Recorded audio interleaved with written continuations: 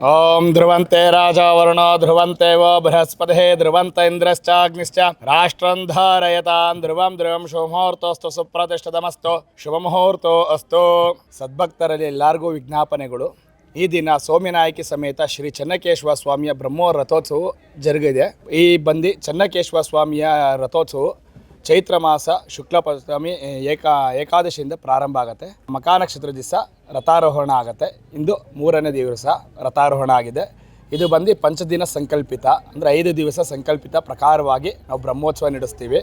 ಇವತ್ತು 3ನೇ ದಿವಸ ಪ್ರಾತಃ ಕಾಲ ರಥಾರೋಹಣ ಆಗಿದೆ.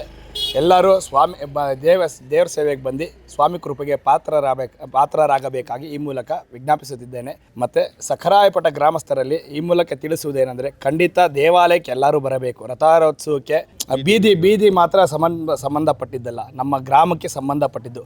ಸಕಲರು ಎಲ್ಲರೂ ಬಂದು ಸ್ವಾಮಿಗೆ ಕೃಪೆಗೆ ಪಾತ್ರರಾಗಬೇಕಾಗಿ ಈ ಮೂಲಕ ವಿಜ್ಞಾಪಿಸುತ್ತಿದ್ದೇನೆ. ಧನ್ಯವಾದಗಳು.